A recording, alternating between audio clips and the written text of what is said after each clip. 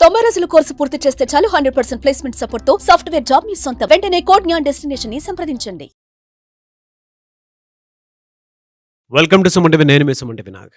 జనరల్గా ఉమ్మడి ఆస్తి వాటా ఉన్నప్పుడు కొంతమంది తెలియకుండానే ఒకరి పేరు మీదే రిజిస్ట్రేషన్ చేయించుకుంటూ ఉంటారు. కొంతమంది కావాలని చేసేటువంటి వాళ్ళు ఉంటారు. కొంతమంది వీళ్ళకి ఎందుకు ఇవ్వాలి అనేటువంటి ఉద్దేశంతో ఒకరి పేరు మీద రిజిస్ట్రేషన్ చేయించేసి ఉంటారు.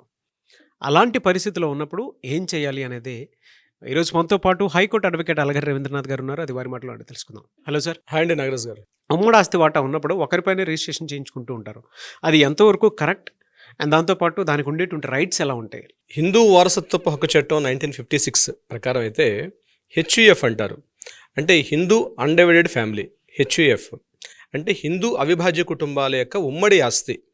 ఈ ఉమ్మడి ఆస్తి ఎవరికి చెందుతుంది అంటే టోటల్గా ఆ కుటుంబంలో ఉన్నటువంటి అమ్మాయిలకి అబ్బాయిలకి అందరికి కూడా ఈక్వల్గా ఎవరి భాగాలు ఎలా ఉన్నట్టుగా దాని ప్రకారంగా చెందుతూ ఉంటుంది. అయితే కొన్ని సందర్భాల్లో మీరు అడిగినట్టుగా ఏమవుద్దంటే తండ్రి గారు ఏం చేస్తారంటే హెచ్ఎఫ్ ఉమ్మడి ఆస్తి ప్రాపర్టీ మిగిలిన తన పిల్లలకు కాకుండా ఏ ఒక్క అబ్బాయికో, పెద్ద అబ్బాయో చిన్న అబ్బాయి ఎవరికో కావచ్చు, ఒకరికి పూర్తిగా రాసేటప్పుడు హక్కులు మిగిలిన వారికి చెల్లుతుందా చెల్లదా, హక్కులు మిగిలిన వారికి కూడా చెల్లుబాటు అవుతాయా అవ్వవా అన్నటువంటి క్వశ్చన్ మీదైతే దీనికి సంబంధించి ఒకవేళ ఆ అబ్బాయికి పూర్తిగా అంటే ఉమ్మడి ఆస్తి ప్రధానంగా చెప్పేది ఆస్తులు రెండు రకాలుగా మనం చెప్పుకుంటాం ఎప్పుడు కూడా.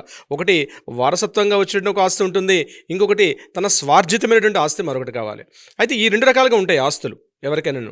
అయితే ఇక్కడ మీరు చెప్పినట్టు ఉమ్మడి ఆస్తి ఈ రకంగా తన ఒక్క పెద్ద కుమారుడికో రెండో కుమారుడికో పూర్తిగా ఇచ్చే సందర్భంలో మిగిలిన కుమారులకి కూతుర్లకి ఇది చెందుతుందా చెందదా అన్నటువంటి ప్రశ్న ఉదయించేటప్పుడు తప్పనిసరిగా ఒకవేళ తండ్రి ఏదైనా సందర్భాన్ని పరిస్థితులకు అనుగుణంగా ఒక అబ్బాయికి రాసినప్పటికీ కూడా మిగిలిన పిల్లలు కూడా దాన్ని కోర్టులో పిటిషన్ వేసి ఆ ప్రాపర్టీ ఇది ఉమ్మడి ఆస్తా కాదని ప్రూవ్ చేయాల్సి వస్తుంది. ముందుగా ఇది ఉమ్మడి ఆస్తిని ప్రూవ్ చేసేటప్పుడు ఆ ప్రాపర్టీ మిగిలిన కూతుర్లకి కొడుకులకు కూడా సమాన భాగాలుగా చెందే అవకాశం ఉంటుంది. ఇక్కడ మరొక క్వశ్చన్ కూడా వస్తుంది.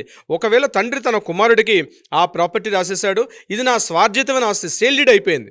సేల్డీడ్ అయిపోయిన తర్వాత కూడా ఇది నా స్వార్జితమైన ఆస్తి అని చెప్తూ కూడా అతను తన పిల్లలకి మరలా ఒకవేళ ప్రాపర్టీ రాసేసాడు అనుకోండి, ఇది తన స్వార్జితమైన ఆస్తి కాబట్టి మరలా ఉంటే ఎక్కడ తన బ్రదర్స్ ఎక్కడ అడుగుతారని చెప్పి, లేకపోతే సిస్టర్స్ ఎక్కడ అడుగుతారని చెప్పి అతను తన పిల్లలకి రాసిన క్రమంలో కూడా అటువంటి సందర్భాల్లో కూడా వాళ్ళ మధ్య జరిగిన ఏదైతే ఒప్పందం ఉందో, వాళ్ళ మధ్య జరిగిన ఏదైతే సేల్డీ డాక్యుమెంట్స్ ఉన్నాయో ఇవన్నీ కూడా నల్ అండ్ అవాయిడ్ అయిపోతాయి. ఖచ్చితంగా ఎప్పుడు ఈ మిగిలిన పిల్లలందరూ కూడా కోర్టులో దీన్ని ఫైట్ చేసి ఆ పిటిషన్ పెట్టి మేము కూడా లీగల్ హెయిర్స్గా ఉన్నాం, ఇది జాయింట్ ప్రాపర్టీ కింద వచ్చిన ప్రాపర్టీ కాబట్టి అది ఆస్తి కావచ్చు, పొలం కావచ్చు, స్థలం కావచ్చు, కమర్షియల్ కాంప్లెక్స్ కావచ్చు, ఏదైనా సరే ఇది ఉండాలి, అది లేదని కాకుండా వీళ్ళందరికీ వస్తుంది ఆ ప్రాపర్టీ ప్రకారం. అయితే ఇక్కడ ఏం చేయాలి, వీళ్ళు క్లాస్ 1 లీగల్ హెయిర్స్ ప్రకారం వీళ్ళు ప్రూవ్ చేసుకోవాల్సి వస్తుంది. మేము ఆ ప్రాపర్టీ క్లాస్ 1 లీగల్ హెయిర్స్గా ఉన్నాము అంటే ఎవరికి వస్తుంది? క్లాస్ 1 లీగల్ హెయిర్ మళ్ళీ ఏం చెప్తుంది అక్కడ, ముందుగా కొడుకులు కూతుర్లు, అదేవిధంగా ఎవరైతే ఆ ప్రాపర్టీ మూడో తరం, ఎప్పుడు మనం జాయింట్ ప్రాపర్టీని ఎప్పుడు చెప్తామంటే 3 తరాలు చూడాలి ఆ ప్రాపర్టీ. అంటే తాతగారు నుంచి కొడుకు నుంచి మరొక కొడుకు, ఎప్పుడైతే 3 స్థాయిల ప్రకారం వస్తుందో దానిని దానిని యాక్చువల్గా మన వారసత్వ ఆస్తిగా మనం చెప్తాం. అటువంటి క్రమంలో ఆ ప్రాపర్టీ ఏదైతే ఉందో 3 స్థాయిలు అంటే 3 జనరేషన్స్ చూసినటువంటి ప్రాపర్టీ ఏదైతే వస్తుందో ఈ 3rd జనరేషన్స్ వాళ్ళు కూడా లీగల్ హెయిర్స్ అంటే class 1 legal hairs, class 2 legal hairs మరలా చాలా డీటెయిల్స్ ఉంటాయి, అవి మనం వేరే సందర్భంలో మాట్లాడదాం. సో క్లాస్ 1 లీగల్ హెయిర్స్ కిందకు వచ్చేటప్పుడు మేము క్లాస్ 1 లీగల్ హెయిర్స్ కింద ఉన్నాము, సో మాకు కూడా ఇందులో హక్కు ఉందని చెప్పి వాళ్ళు ముందుగా లీగల్ సక్సెషన్ సర్టిఫికేట్ తీసుకోవాలి.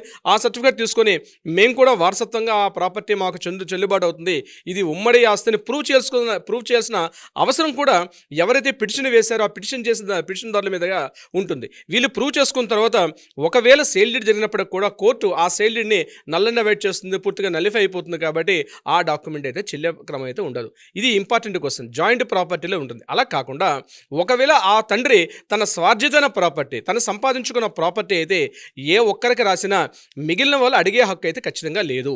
ఇది చాలా చోట్ల జరుగుతుంది. ఇటీవల మనకు వచ్చిన కేసులు కూడా ఇదే సందర్భంలో మా నాన్న అయితే ఇక్కడ ఏం చేస్తున్నారు, పిల్లలందరూ కూడా మా నాన్నగారు సంపాదించుకున్న ప్రాపర్టీ అయినప్పుడు కూడా ఆ ప్రాపర్టీ కొండలో మేము కొంత అమౌంట్ ఇచ్చామని, మేము ఆ ప్రాపర్టీ కొనడంలో మేము పలానా సందర్భంలో అమౌంట్ ఇచ్చాం కాబట్టి ఇది మా నాన్నగారికి సంబంధించిన ప్రాపర్టీ ఏ ఒక్క బ్రదర్కో లేదా ఒక కూతురుకో రాసినప్పుడు మిగిలిన వాళ్ళు కూడా క్లెయిమ్ చేసుకొని ఆ ప్రాపర్టీ ఏదైతే ఉందో దాన్ని ఇంజక్షన్ ఆర్డర్ తీసుకొచ్చి ఆ ప్రాపర్టీని అక్కడ అమ్మకాలు కొనుగోలు కాకుండా కూడా అమ్మే సందర్భాలు కూడా ఇటీవల చాలా కాలంలో మనకు నా దగ్గర వచ్చే కేసులు కూడా అవే వస్తున్నాయి. సో దీన్ని మళ్ళీ మనం హైకోర్టుకి అప్పీల్ చేసుకోవడం లేకపోతే డిస్ట్రిక్ట్ కోర్టుకి అప్పీల్ చేసి ఆ ఇంజక్షన్ ఆర్డర్ని మళ్ళీ మనం ఇంజక్షన్ ఆర్డర్ పైన మనం మళ్ళీ డిస్ట్రిక్ట్ కోర్టు కావచ్చు లేదా పై కోర్టు కూడా అప్పీల్ చేసుకునే అవకాశం కూడా ఉంటుంది. ఇక్కడ గుర్తుపెట్టుకోవాల్సింది, ఒకవేళ ఇంజక్షన్ ఆర్డర్ వస్తే వితిన్ 30 డేస్లోగా మనం దానికి వెళ్లాల్సిన అవసరం అయితే ఉంటుంది. అంటే ఇక్కడ స్వార్జితమైన ప్రాపర్టీ అయినా ఉమ్మడి ప్రాపర్టీ అయినా సరే స్వార్జితమైన ప్రాపర్టీ ఎవరికైనా రాసుకునే అధికారం ఉంటుంది. కానీ జాయింట్ ప్రాపర్టీ ఏదైతే వస్తుందో జాయింట్ ప్రాపర్టీని మాత్రం ఏ ఒక్కరికో మాత్రం రాసే అధికారం లేదు. మిగిలిన వాళ్ళు దాన్ని ప్రూవ్ చేసుకునే అవకాశం అయితే ఉంటుంది. నాగరాజ్ గారు, కొంతమంది ఇళ్లలో ఎలా ఉంటుందంటే ఉమ్మడి కుటుంబాలు కదా, నోరు తెరిచి మాట్లాడలేరు. బట్ ఈ వీడియో చూసిన తర్వాత డెఫినెట్గా వాళ్ళు క్వశ్చన్ చేస్తేనే తెలుస్తుంది అంటే ఎలా వెళ్తే బాగుంటుంది అనేటువంటి దాని మీద. అలాంటి వాళ్ళు మీ అపాయింట్మెంట్ తీసుకొని అప్రోచ్ అయ్యి వాళ్ళకి కావాల్సినటువంటి లీగల్ రైట్స్ ప్రకారం వాళ్ళ ఆస్తిని వాళ్ళు పొందాలి అని అంటే మీ అపాయింట్మెంట్కి సంప్రదించవచ్చా? తప్పనిసరిగా నాగరాజ్ గారు, కింద స్క్రోల్ అవుతున్న నెంబర్ని కాంటాక్ట్ చేయగలిగితే మన లీగల్ టీం వాళ్ళకి అప్రోచ్ అవుతారు. అప్రోచ్ అయ్యి ఎవరైతే డీటెయిల్స్ కాంటాక్ట్ చేస్తారో వాళ్ళ డీటెయిల్స్ కూడా చాలా గోప్యంగా చాలా రహస్యంగా కూడా ఉంచుతారు.